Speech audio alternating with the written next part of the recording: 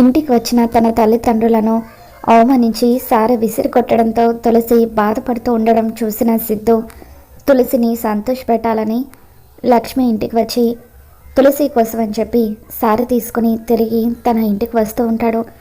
మరోవైపు బసవరాజు ఇంటికి కొరియర్ వస్తుంది.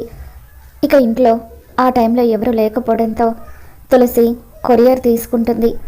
ఆ తర్వాత బసవరాజు దగ్గరికి వెళ్ళి మీకు కొరియర్ వచ్చింది అని చెప్పి దాన్ని బసవరాజు చేతిలో పెడుతుంది. బసవరాజు ఆ కొరియర్ ఓపెన్ చేసి చూసి ఒక్కసారిగా షాక్ అవుతూ ఉంటాడు. ఏమైందిరా, ఏముంది అందులో అని చెప్పి బసవరాజు తల్లి అడుగుతూ ఉంటుంది. ఎమ్మెల్సీ టికెట్ క్యాన్సిల్ చేస్తున్నట్టుగా నాకు పార్టీ వాళ్ళు లెటర్ పంపించారమ్మా.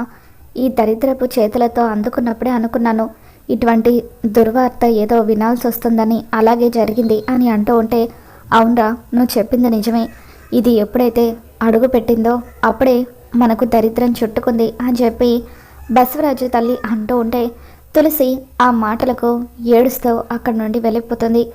ఇలాగే వీళ్ళు తులసిని ప్రతిరోజు కూడా ఏడిపిస్తూ ఉండాలి. అప్పుడే కదా నా విలువ అందరికీ అర్థమయ్యేది. నేను ఇంటికి మహారాణినయ్యి మా ఆయన రాజకీయ వారసుడిగా ఒక వెలుగు వెలగాలి అని చెప్పి నీలిమ ఆనందపడిపోతూ ఉంటుంది. గత 40 ఏళ్ళుగా రాజకీయాలు తప్ప నాకు వేరే ప్రపంచం అంటే ఏంటో తెలియదమ్మా. అటువంటిది పార్టీ వాళ్ళు నాకు రావాల్సిన ఎమ్మెల్సీ టికెట్ని క్యాన్సిల్ చేయడం ఏంటో ఏమీ అర్థం కావట్లేదు. అనుకున్నట్టుగా సిద్ధుకి కనిష్కతో పెళ్ళి జరిగిపోయినా బాగుండేది. అప్పుడు మునుస్వామి ఏదో ఒక రకంగా నాకు ఈ టికెట్ వచ్చేలాగా చేసేవాడు. ఇప్పుడు ఆ మునుస్వామి పాత్ర కూడా ఇందులో ఉన్నట్టుగా నాకు అనిపిస్తుంది. ఆ మునుస్వామి టికెట్ క్యాన్సిల్ చేయమని పార్టీ వాళ్ళకు చెప్పుంటాడు అని చెప్పి బసవరాజు అంటూ ఉంటే అప్పుడు బసవరాజు తల్లి, రే బసవ, ఏం చేయాలో బాగా ఆలోచించురా. ఎదురు దెబ్బలు తగిలినప్పుడే వాటన్నిటినీ తట్టుకొని మనం గట్టిగా ఎలా నిలబడాలో నేర్చుకోగలమని చెప్పి బసవరాజు తల్లి చెబుతూ ఉంటుంది. ఇక దాంతో బసవరాజు, ఇప్పుడు నన్ను ఏం చేయమంటావమ్మా అని అంటూ ఉంటే, వెంటనే నువ్వు మునుస్వామి ఇంటికి వెళ్ళు. అతని కాళ్ళు పట్టుకొని బతిమలాడైనా సరే కనిష్కనే ఈ ఇంటి కోడలు అవుతుందన్న నిజాన్ని అతనికి అర్థమయ్యేలాగా చెప్పు. అలా నువ్వు మునుస్వామిని ఒప్పించినట్లయితే ఇప్పుడు క్యాన్సిల్ అయిన నీ ఎమ్మెల్సీ టికెట్ని మళ్ళీ మునుస్వామి నీకు వచ్చేలాగా చేస్తాడు అని చెప్పి బసవరాజు తల్లి అంటూ ఉంటుంది. రే బసవ, రాజకీయాల సంగతి నీకు తెలియందేముంది? అందుతే చుట్టూ, అందకపోతే కాళ్ళు. ఇప్పుడు అదే సామెతను నువ్వు కూడా ఫాలో అవ్వాలి అని చెప్పి బసవరాజు తల్లి అంటూ ఉంటుంది. రేపే నేను ఆ ఇంటికి వెళ్తానమ్మా. మునుస్వామి కాళ్ళ వేళ్ళ పడైనా సరే నా ఎమ్మెల్సీ టికెట్ని నేను దక్కించుకుంటాను అని చెప్పి బసవరాజు అంటూ ఉంటాడు. శబాష్ బస్వా అని చెప్పి బసవరాజు తల్లి అంటూ ఉంటుంది. మరోవైపు తులసి బసవరాజు మాటల్ని తలుచుకొని ఎంతగానో బాధపడిపోతూ ఉంటే అప్పుడే సిద్ధు సారి తీసుకొని ఇంట్లోకి వస్తాడు. తులసి, ఏమైంది, ఎందుకలా ఏడుస్తున్నావు అని చెప్పి సిద్ధు అడుగుతూ ఉంటాడు. ఇక దాంతో తులసి, నువ్వు నా మెడలో తాళి కట్టిన తర్వాత నాకు ఏడవడం తప్ప ఇంకేం మిగిలింది అని చెప్పి తులసి బాధగా సిద్ధుని ఎన్నో మాటలంటూ, ఇప్పుడు నీకు సంతోషంగా ఉందా? నా బాటికి నా బతికేదో నేను బతుకుతూ ఉంటే అవన్నీ ఆలోచించకుండా బలవంతంగా నిద్రపోతున్న నా మెడలో ఈ తాళి కట్టావు. అనుక్షణం కూడా ఈ తాళి నాకు నరకం చూపిస్తుంది అని చెప్పి తులసి బాధపడిపోతూ ఉంటుంది. తులసి, అసలు ఏం జరిగిందో చెప్పు అని సిద్ధు అంటూ ఉంటాడు. ఇక దాంతో ఖుషి, ఫ్రెండు, ఇందాక ఇంటికి ఒక కొరియర్ వచ్చింది.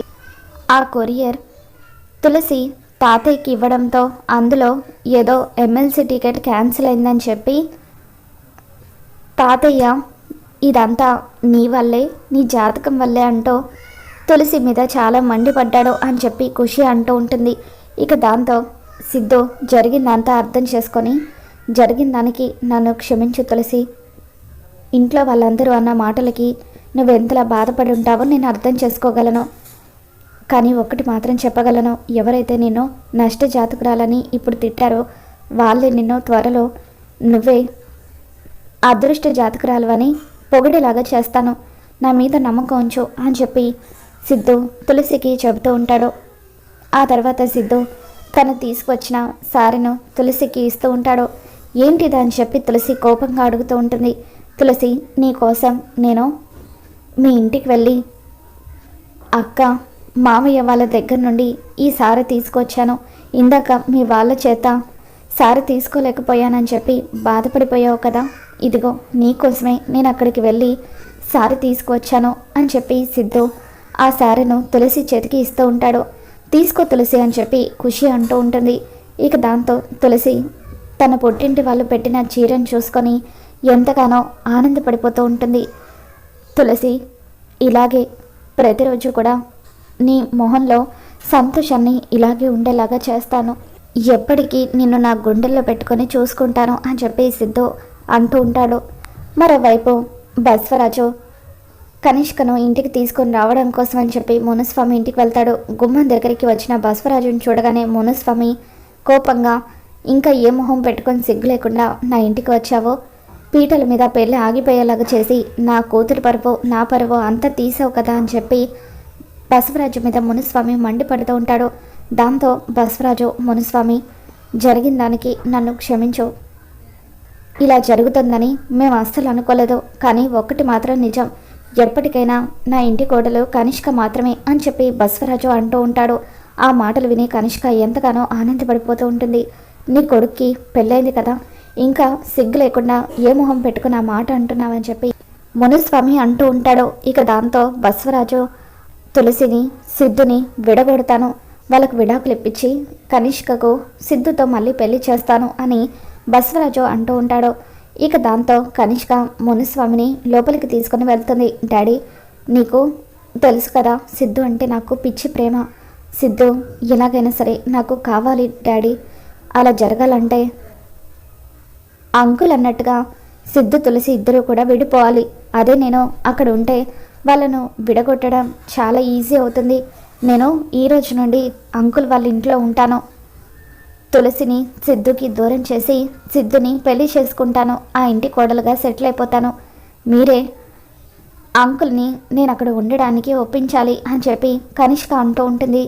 దాంతో మునుస్వామి భార్య ఇద్దరు కూడా బసవరాజు దగ్గరికి వచ్చి, నువ్వు చెప్పింది బాగానే ఉంది బసవరాజు, కానీ నువ్వు నా కూతుర్ని నీ కోడల్ని చేసుకుంటావని గ్యారంటీ ఏంటి అని చెప్పి అడుగుతూ ఉంటాడు. ఇప్పుడు నేనేం చెప్తే నువ్వు నమ్ముతావని చెప్పి బసవరాజు అంటూ ఉంటే, హారతి మీద ప్రమాణం చేయాలి, హారతి మీద ప్రమాణం చేసి నా కూతుర్ని మీ ఇంటి కోడలుగా చేసుకుంటానని చెప్పాలి అని మునుస్వామి భార్య అంటూ ఉంటుంది. అలాగే హారతి మీద ప్రమాణం చేసి చెప్తున్నాను, ఎప్పటికైనా నా ఇంటి కోడలు కనిష్కని, మీకు నమ్మకం లేకపోతే కనిష్కని మా ఇంటికి పంపించండి, సిద్ధు తులసి ఇద్దరు విడాకులు తీసుకొని కనిష్కతో పెళ్లి జరిగేంత వరకు తను నా ఇంట్లోనే ఉంటుంది అని బసవరాజు అంటూ ఉంటాడు.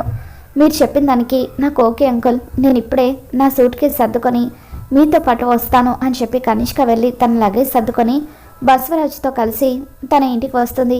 ఇక బసవరాజు కనిష్కని ఇంట్లోకి తీసుకువచ్చి ఈ రోజు నుండి కనిష్క కూడా మనతో పాటే ఉంటుంది అని అంటూ ఉంటాడు. దాంతో సిద్ధు, ఏంటి నాన్న మీరు అనేది, ఈ కనిష్క మన ఇంట్లో ఉండడం ఏంటి, అసలు తనకి ఇంటికి ఏం సంబంధం అని చెప్పి సిద్ధు అంటూ ఉంటాడు. ఇక దాంతో బసవరాజు, రే సిద్ధు, నీకు మాట్లాడే అర్హత లేదు, ఈ పిల్ల ఉంది కదా, ఈ పిల్లకు నీకు ఏంటి సంబంధం అని తన ఇంట్లో ఉంటుంది, నేను కనిష్కని ఇంట్లో నుండి పంపించాలంటే నువ్వు ఈ పిల్లను కూడా ఈ ఇంట్లో నుండి పంపించాలి, అప్పుడే నేను కూడా కనిష్కని పంపించేస్తాను అని చెప్పి బసవరాజు అంటూ ఉంటాడు. ఇక దాంతో ఖుషి తులసిని పట్టుకొని, తులసి నన్ను ఇంట్లో నుండి పంపించేస్తారా తులసి, నేను మళ్ళీ అనాథనైపోతానా అని చెప్పి ఏడుస్తూ ఉంటుంది. లేదమ్మా, నువ్వు ఎప్పటికీ అనాథవి కాదు, నీకు నేనున్నాను అని చెప్పి సిద్ధు అంటూ ఉంటాడు. ఇక ఈ అమ్మాయిని బయటకు పంపించడం కుదరదు కదా, కాబట్టి కనిష్క కూడా ఈ రోజు నుండి ఇక్కడే ఉంటుంది అని చెప్పి విశాలాక్షి కనిష్కకు గది చూపించు అని బసవరాజు అంటూ ఉంటాడు. రామ్మ అంటూ విశాలాక్షి కనిష్కను గదిలోకి తీసుకొని వెళ్తూ ఉంటుంది. వసే తులసి, నా సిద్ధుని నాకు కాకుండా చేస్తావు కదా, నిన్ను సిద్ధుకి ఎలా దూరం చేస్తానో చూడు, రేపటి నుండి మీ ఇద్దరిని విడగొట్టడమే నా టార్గెట్ అని చెప్పి కనిష్క మనసులో అనుకుంటుంది. మరోవైపు తులసి ఖుషి ఇద్దరు కూడా గదిలో ఉంటారు. ఖుషిని తులసి నిద్ర పుచ్చుతూ ఉంటుంది. అప్పుడు సిద్ధు తులసితో, తులసి నిన్నొక మాట అడగొచ్చా, ఖుషి అసలు ఎవరో, తనకంటూ ఎవరూ లేరా అని చెప్పి అడుగుతూ ఉంటాడు. తులసి కోపంగా చూస్తూ ఉంటుంది. నీకు చెప్పాలనిపిస్తేనే చెప్పు, లేకపోతే వద్దు అని అంటూ ఉంటాడు. దాంతో తులసి ఖుషి వాళ్ళ నాన్నగారు శ్రీకాంత్ గారితో నా పెళ్లి జరగాల్సింది. 3 నెలల క్రితం పెళ్లి మండపానికి వాళ్ళు వస్తూ ఉంటే అనుకోకుండా జరిగిన యాక్సిడెంట్లో శ్రీకాంత్ గారు ఆయన తల్లి ఇద్దరూ కూడా చనిపోయారు. అప్పుడు ఖుషి అనాథగా మారింది. శ్రీకాంత్ గారి తల్లి వసుంధర మేడం చనిపోయే ముందు ఖుషి బాధ్యత తీసుకోమని నా దగ్గర మాట తీసుకున్నారు. అలా నా ప్రాణం ఉన్నంత వరకు ఖుషిని జాగ్రత్తగా చూసుకుంటానని నేను ఆవిడకు మాటిచ్చాను. అందుకే అప్పటి నుండి ఖుషిని నా కూతురిగా నేనే పెంచుతున్నాను అని చెప్పి తులసి చెప్పడంతో ఇకప్పుడు సిద్ధు తులసి మంచితనం తెలుసుకొని, తులసి నీ మీదున్న ప్రేమ ఇప్పుడు నాకు 1000 రెట్లు పెరిగింది. ఈ మంచితనం చూసే కదా నేను నిన్ను ప్రేమించింది అని చెప్పి సిద్ధు తులసితో ఈ రోజు నుండి ఖుషి నీ కూతురు మాత్రమే కాదు, మన కూతురు, నువ్వు ఖుషికి తల్లివైతే నేను తండ్రిని అని చెప్పి అంటూ ఉంటాడు. ఇక సిద్ధు ఆ మాట అనగానే తులసి ప్రేమగా సిద్ధు వైపు చూస్తూ ఉంటుంది. తర్వాత రోజు ఉదయాన్నే తులసికి లక్ష్మి ఫోన్ చేస్తుంది. అమ్మ తులసి, ఎలా ఉన్నావమ్మా? ఆరోగ్యం అంతా బాగానే ఉంది కదా, మొన్న కళ్ళు తిరిగాయి కదా అని చెప్పి లక్ష్మి అడుగుతూ ఉంటే, పర్వాలేదమ్మా, ఇప్పుడు నేను బాగానే ఉన్నాను అని చెప్పి తులసి అంటూ ఉంటుంది. తులసి, నీతో ఒక ముఖ్యమైన విషయం చెప్దామని ఫోన్ చేశాను. ఈరోజు వరలక్ష్మి వ్రతం కదమ్మా, పెళ్ళైన ప్రతి ఆడపిల్ల వరలక్ష్మి వ్రతం చేస్తే మంచి జరుగుతుంది. నువ్వు కూడా ఈరోజు వరలక్ష్మి వ్రతం చెయ్యమ్మా అని అంటూ ఉంటే, సరే అమ్మా అని చెప్పి తులసి అంటుంది. తన పుట్టింటి వాళ్ళు సారితో పాటు పెట్టిన పట్టు చీరను కట్టుకొని తులసి ఎంతో అందంగా రెడీ అవుతుంది. అలా అందంగా రెడీ అయిన తులసిని చూడగానే సిద్ధు, తులసి ఈ శారీలో నువ్వు చాలా అంటే చాలా అందంగా ఉన్నావని చెప్పి అలా చూపు తిప్పుకోకుండా తులసి వైపు చూస్తూ ఉంటాడు. విశాలాక్షి వ్రతం చేసుకోవడానికి అన్ని ఏర్పాట్లు చేసుకోవడంతో తులసి కూడా వెళ్ళి అక్కడ కూర్చోవాలని అనుకుంటుంది. ఇక తులసిని అక్కడ కూర్చొనివ్వకుండా విశాలాక్షి తన మీద మండిపడుతూ, నీలాంటి నష్టజాతకురాలు కూర్చోడానికి కాదు ఇక్కడ ఏర్పాట్లు చేసింది, నేను నా కోడలు వ్రతం చేసుకుందామని చెప్పి ఈ ఏర్పాట్లన్నీ కూడా చేశాను. నీలాంటిది ఈ పూజలో ఉండడానికి వీల్లేదు, పూజ పూర్తయ్యే వరకు నువ్వు బయటే ఉండు అని చెప్పి అలా తులసిని విశాలాక్షి బయట గెంటేస్తుంది. తులసి ఎంతగానో బాధపడిపోతూ ఉంటే సిద్ధు తులసి వ్రతం చేసుకోవడానికి కావాల్సినవన్నీ కూడా తనకి ఏర్పాట్లు చేస్తూ ఉంటాడు. తులసి జానుకి ఫోన్ చేసి తాంబూలం తీసుకోవడానికి రమ్మని పిలుస్తుంది. ఇక దాంతో జాను తులసి వాళ్ళ ఇంటికి వస్తూ ఉంటే తులసి తన ముందు సిద్ధు సాయంతో అద్దాన్ని ఏర్పాటు చేసుకొని అద్దంలో అమ్మవారి ప్రతిరూపం చూస్తూ వ్రతాన్ని పూర్తి చేస్తుంది. ఆ తర్వాత ఇంటికి వచ్చిన జానుకి వాయినం ఇస్తూ తన వ్రతాన్ని తులసి పూర్తి చేస్తుంది. ఇక ఆ తర్వాత జాను, అక్క, బావగారి దగ్గర ఆశీర్వాదం తీసుకో అని చెప్పడంతో సిద్ధు కాళ్ళకు నమస్కరించి తులసి ఆశీర్వాదం తీసుకుంటూ ఉంటుంది. ఇదంతా చూస్తున్న కనిష్కకు ఒళ్ళు మండిపోతూ ఉంటుంది.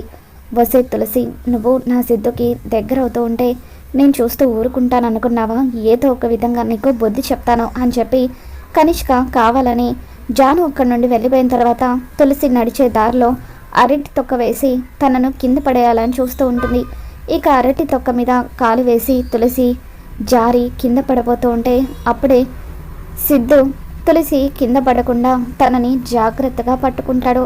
ఇద్దరు ఒకరి కళ్ళలోకి ఒకరు చూసుకుంటూ ఉంటారు. ఇక ఆ విధంగా సిద్ధు తులసి ఇద్దరు అయితే దగ్గర అవుతూ ఉంటారు. మరి రాబోతున్న ఎపిసోడ్లో ఏం జరగబోతుందో మళ్ళీ మన ఛానల్లో తెలుసుకున్న వీడియో నచ్చితే తప్పకుండా లైక్ చేయండి.